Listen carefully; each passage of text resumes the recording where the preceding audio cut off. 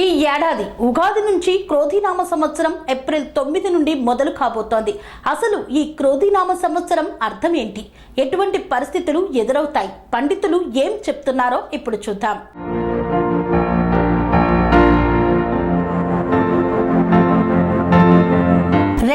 2024 సంవత్సరంలో ఏప్రిల్ 9వ తేదీన చైత్రమాస శుక్లపక్ష పౌర్ణమి మంగళవారం ఉగాది పండుగ జరుపుకోనున్నారు. కలియుగ ప్రారంభమై 5125వ సంవత్సరం అయిందని పండితులు చెబుతున్నారు. శ్రీ క్రోధినామ సంవత్సరం అంటే క్రోధమును కలిగించేదని సిద్ధాంతులు అంటున్నారు. ఈ క్రోధినామ సంవత్సరంలో ప్రజలు కోపము, ఆవేశముతో వ్యవహరిస్తారట.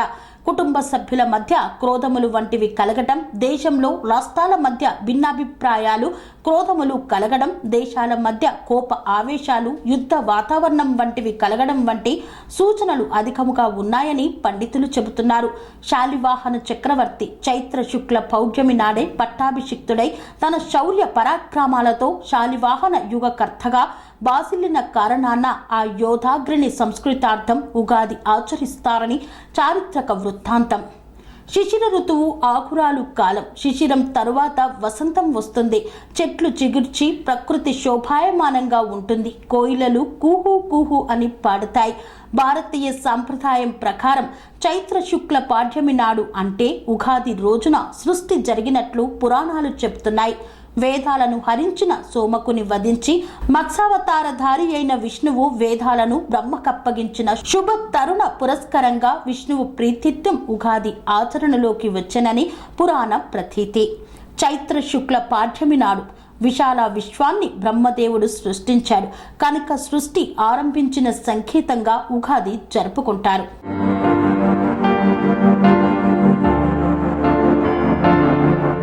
ఊఘ అంటే నక్షత్ర గమనం లేదా జన్మ, ఆయుష్ అని అర్థాలు ఉన్నాయి.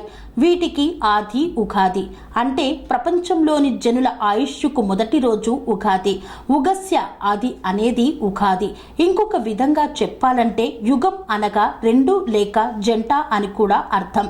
ఉత్తరాయణ దక్షిణాయనల ద్వయ సంయుతం యుగం కాగా ఆ యుగానికి ఆది ఉగాది అయింది. అదే సంవత్సరాది ఉగాది. వసంతాలకు గల అవినాభావ సంబంధం. సూర్యునికి సకల ఋతువులకు ప్రాతః సాయంకాలానిది. త్రికాలములకు ఉషా దేవతయే మాతృస్వరూపం.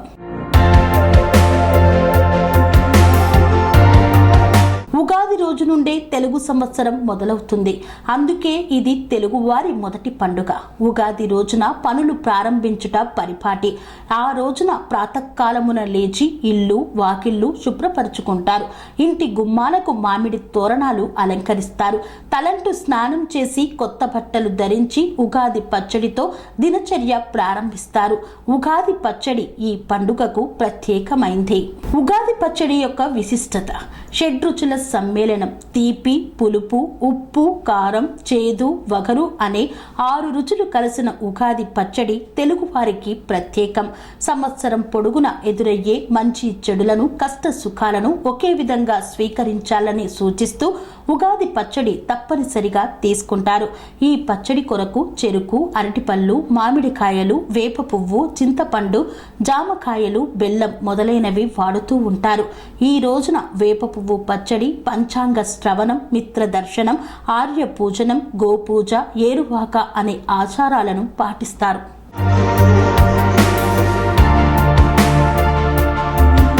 స్వామి బోధానంద గోసేవ ఆశ్రమం, సైథాపూర్.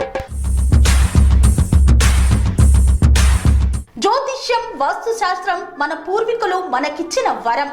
దుర్గాదేవి, కాలభైరవ ఉపాసనతో వాక్సిద్ధి పొందిన శ్రీ శ్రీ బోధానందగిరి స్వామివారు మీకు ఎలాంటి సమస్యలున్నా, వాటిలో ముఖ్యంగా ధన నష్టం, ఆరోగ్య నష్టం, భార్యాభర్తల మధ్య గొడవలు, ప్రేమించుకున్న వారు దూరం అవడం, ఎన్ని సంబంధాలు వచ్చినా పెళ్లి ముడి పడకపోవడం, రోడ్డు ప్రమాదాలు, అప్పుల బాధలు, వ్యవసాయంలో నష్టాలు, పెద్దల మాట పిల్లలు వినకపోవడం, ఆరోగ్య శాంతి, గృహశాంతి, మనశ్శాంతి లేకపోవడం, ఇలాంటి సమస్యలు ఉన్నట్లయితే ఒక్కసారి స్వామీజీని కలవండి.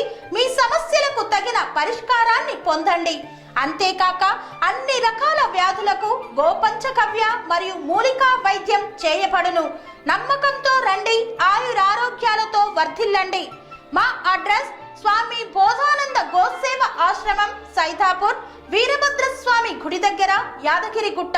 సంప్రదించవలసిన నెంబర్ 9849213754 మరియు 9618034138.